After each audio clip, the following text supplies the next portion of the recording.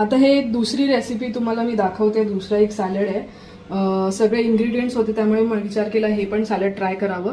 आणि हे salad actually fit Khurana म्हणून एक यूट्यूबर आहेत, तर त्यांची रेसिपी आहे ही.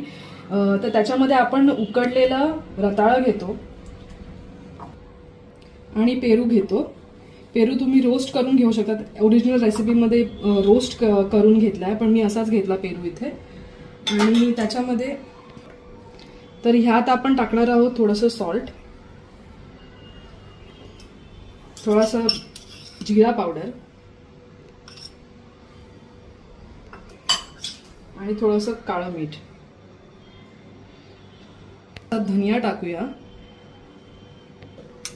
थोडीशी काश्मीरी चिली पावडर आणि त्याच्यामध्ये टाकणार आहोत आपण इमलीची चटणी.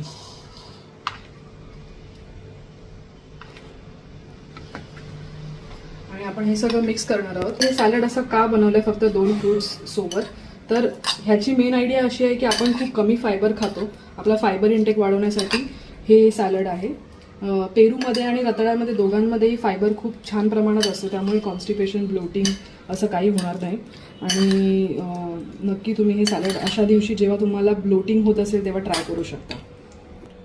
तर हे पेरू आणि रताळ्याचं सॅलडसुद्धा तयार आहे.